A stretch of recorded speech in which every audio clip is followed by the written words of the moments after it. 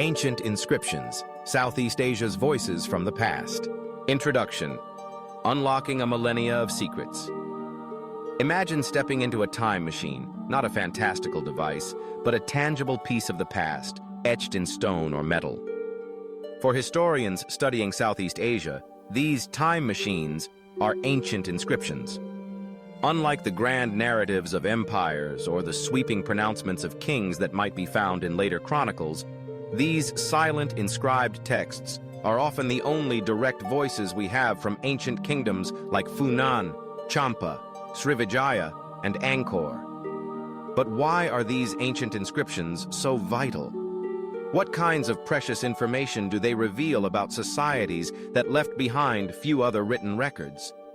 And how do they allow us to piece together the intricate tapestry of Southeast Asia's past?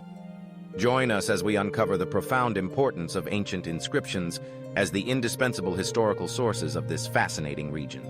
Chapter 1. Direct Evidence in a Fragmented Landscape. Before the widespread adoption of robust indigenous historiographical traditions, or the detailed records of foreign traders and envoys, ancient Southeast Asia presented a significant historical challenge. Our knowledge often relied on sparse and sometimes biased accounts from external sources, primarily Chinese chronicles. The power of primary sources. Ancient inscriptions fill this critical void. They are primary sources, meaning they are direct artifacts from the period they describe. They were commissioned by kings, queens, officials, or devout individuals, intended for public display or as permanent records of significant events. This immediacy and directness make them incredibly valuable compared to later compilations or foreign observations. Filling the gaps. They often provide the names of kings and ruling dynasties, their regnal dates, and their genealogical connections, allowing historians to establish chronologies. They record major events like military victories, administrative reforms, or the foundation of new cities. Crucially, they often use the indigenous languages of the time alongside Sanskrit or Pali, providing insights into linguistic evolution. Without inscriptions, much of our understanding of these early states would be guesswork, relying solely on external, often vague and sometimes misinterpreting accounts. Chapter 2. Unveiling Political and Administrative Structures. Ancient inscriptions are a treasure trove for understanding the political and administrative mechanisms of Southeast Asian kingdoms. Royal decrees and charters. Many inscriptions are royal edicts or land grants. They detail the donation of land, slaves, or resources to temples, monasteries, or individuals. These grants often specify the boundaries of the donated land, the duties and privileges of the recipients, and the responsibilities of local officials. This provides concrete evidence of administrative divisions, land tenure systems, and the roles of various government functionaries. Succession and legitimacy. Inscriptions frequently recount the genealogies of kings, legitimizing their rule by linking them to revered ancestors or divine figures. They describe accession ceremonies, royal titles, and the king's attributes, painting a picture of the monarchical system.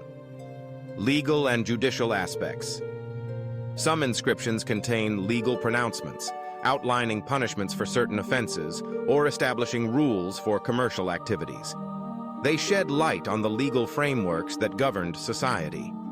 Inter-kingdom relations. Inscriptions sometimes record diplomatic missions, treaties, or military alliances conflicts with neighboring states, offering a glimpse into the geopolitical landscape. For example, Khmer inscriptions detail wars with Champa or tribute received from other polities. Chapter 3. Decoding Religious and Cultural Life.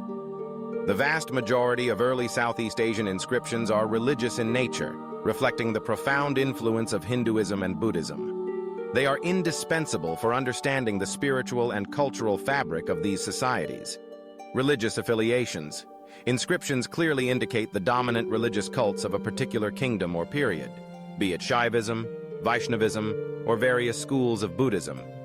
They record the dedication of temples to specific deities, the installation of lingams, or the construction of stupas.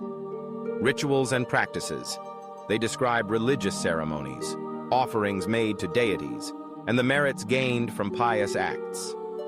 This provides details about the daily religious life, the role of Brahmins or Buddhist monks, and the interplay between state and religion. Philosophical and poetic content. Many Sanskrit inscriptions are composed as sophisticated poems, showcasing a deep understanding of Indian classical literature, philosophy, and rhetoric. They offer insights into the intellectual milieu of the elite. Social hierarchy. While primarily elite-focused, inscriptions can sometimes reveal social structures, mentioning different classes of people and their roles within the religious or economic system. Artistic and architectural context. Inscriptions found on temples often name the king or patron who commissioned the building, its dedication, and sometimes details about the sculptors or architects, linking the written record directly to the physical monument.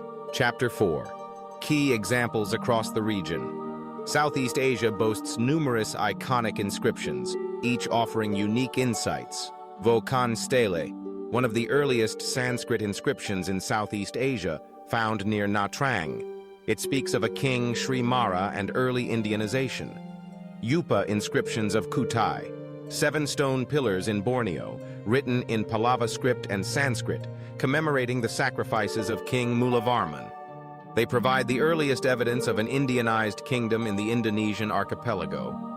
Purnavarman. Inscriptions. Found in West Java, these Sanskrit inscriptions of King Purnavarman of Tarumanagara mention his hydraulic projects and his adoption of Hindu titles, illustrating early statecraft. Srivijaya inscriptions, particularly the Kedukan Bukit, Talang Tuwo, and Kota Kapur inscriptions, these old Malay texts in Pallava script recount the expansion of Srivijaya's power, the spiritual merits of its rulers, and even curse those who defy the king, providing crucial evidence for the existence and nature of this powerful maritime empire. Khmer. Inscriptions. A vast corpus of thousands of inscriptions, providing an unparalleled continuous record of the Khmer Empire. From early Funan and Chenla to the grandeur of Angkor, they detail royal genealogies, religious foundations, land grants, legal codes, and historical events. The Stok Kok Tom inscription is famous for recounting the mythical founding of the Devaraja cult. Ramkhamhaeng. Inscription. This Sukhothai inscription is celebrated for being the earliest known example of the Thai script and offers a vivid, if idealized, account of King Ramkhamhaeng's paternalistic rule and the prosperity of his kingdom. Conclusion.